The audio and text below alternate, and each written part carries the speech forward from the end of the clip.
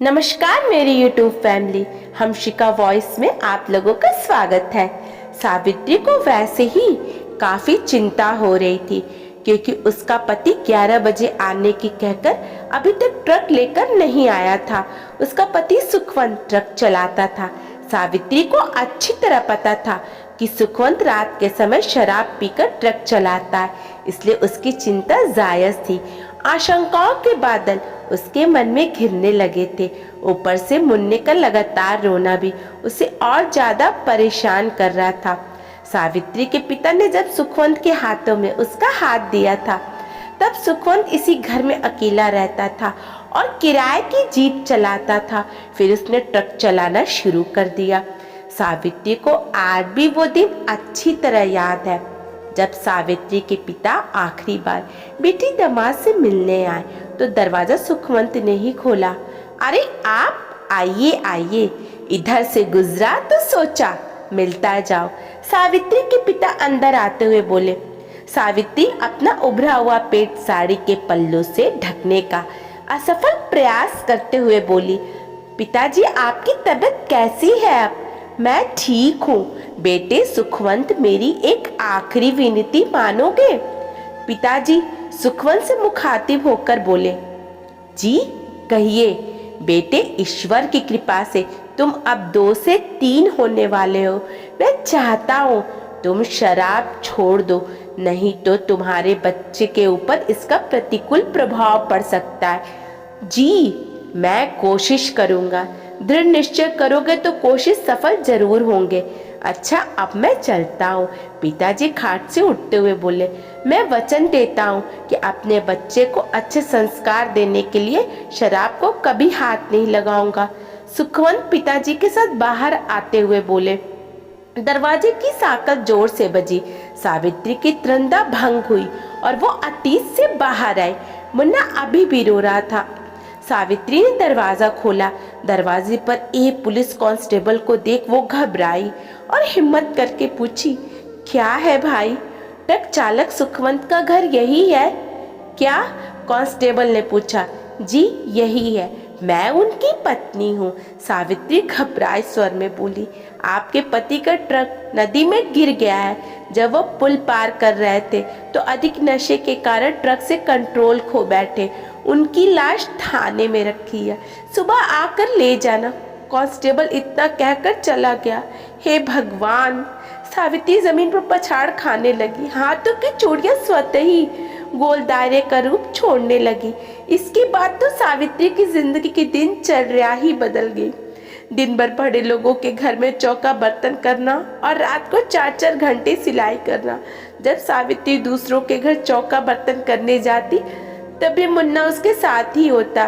गुजरते समय के साथ मुन्ने की परवरिश भी अच्छे ढंग से होने लगी। 22 वर्ष गुजर गए। मुन्ना मुन्ना ना रहकर इंजीनियर मोहन हो गया और सावित्री सिलाई मशीन चलाते चलाते 60 वर्ष की बुढ़िया नजर आने लगी। आज बरसों बाद सावित्री के मन में उमंगे थी क्योंकि उसका बेटा मोहन शहर से इंजीनियरिंग की डिग्री लेकर आ रहा था। सावित्री ने पूजा की थाली तैयार करके रख ली। बार बार उसकी निगाहें दरवाजे पर जा रही थी। जब किसी का इंतजार हो तो समय भी पहाड़ सा हो जाता है। सावित्री की बेचैनी बढ़ती ही जा रही थी। तभी दरवाजे पर साइकिल रुकी और उसे डाकिया उतरकर एक लिफाफा हाथ में लेते हुए सावित्री की ओर बढ़ाकर बोला, आपकी चिट्ठी। डाकिया चला गया। सावित्री हैरानी से लिफाफा देखती रही और फिर उसे खोलकर एक पत्र निकाला। पढ़ने लगी। लिखा था, पूज्य माँ, चरण स्पर्श। मेरा आना अभी नहीं हो सकेगा, इसके लिए शर्मिंदा हूँ। मुझे शहर के एक बहुत बड़े बिल्डर के यहाँ अच्छी नौकरी मिल गई है। साथ ही रहने के लिए फ्लैट और कार भी है। माँ, इससे ज़्यादा तुम्हें ये जानकर खुशी होगी कि उनकी लड़की से मेरी मंगनी हो गई है। 10 दिन बाद शहर के एक शानदार होटल में हमारी शादी है। मैं बाद में तुम्हारी बहू के साथ तुमसे मिलने ज़रूर आऊँगा। कब आऊँगा यह पत्र द्वारा सूचित कर दूँगा। अपना ख्याल रखना, तुम्हारा बेटा मोहन। पूरा पत्र पढ़कर सावित्री के चेहरे पर एक रंग आया और चला गया। वो जोरों से हंसने लगी। तब तक हंसती रही जब तक फूट फूट कर रोना नहीं पड़ा। कई दिन बीतने पर सावित्री को जब आत्मबोध हुआ तो उसे लगा सब कुछ व्यर्थ है। अब उसके फर्ज पूरे हुए, उसे चलना चाहिए। 5 वर्ष बीत गए मगर कोई ये जान नहीं पाया कि सावित्री अपना घर यूं लावारिस छोड़कर कहाँ चली गई। मोहन की शादी को 5 वर्ष बीतने पर भी वह संतान का मुख नहीं देख पाया। डॉक्टरों ने भी उसकी पत्नी मनोरमा को बात साबित कर दिया, मगर एक दिन मनोरमा को पता चला कि काशी के गंगा के किनारे एक आश्रम में एक साध्वी है जिनका आशीर्वाद ही चमत्कार है। उसने मोहन से उनके दर्शन की जिद की तो मोहन को मजबूर होकर मनोरमा को काशी लेकर जाना पड़ा। काशी जाकर जब मोहन मनोरमा के साथ उस साध्वी के आश्रम में पहुंचा तो उसे पता चला कि साध्वी अपने विशेष पूजा ध्यान के कक्ष में है।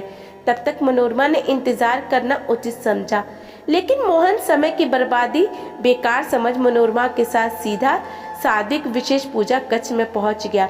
वहां साध्वी दरवाजे की ओर से पीठ फेर ध्यान मग्न में बैठी थी।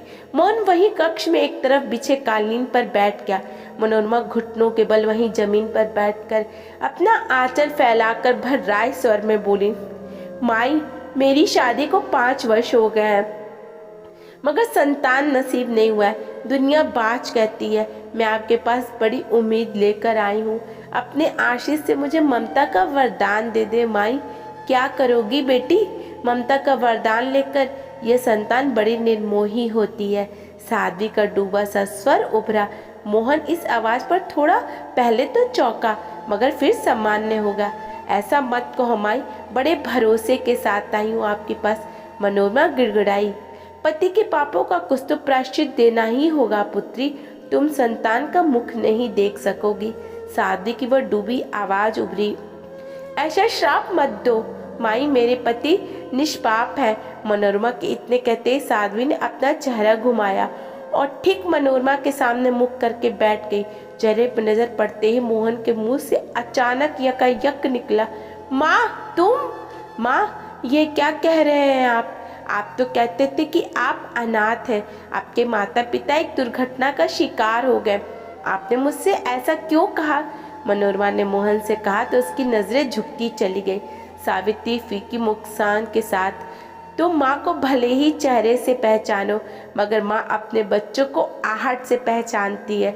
मैंने तुम्हें शहर में रहकर अच्छी से अच्छी शिक्षा पाने का अवसर दिया मगर अफसोस तुम संस्कार याद नहीं रख सके। मैंने तुम्हारे 3 माह की उम्र से ही तुम्हें अकेले पाला और पिता की कमी महसूस न होने दी। अपने सारे फर्ज पूरे किए मगर तुम अपने फर्ज भूल गए।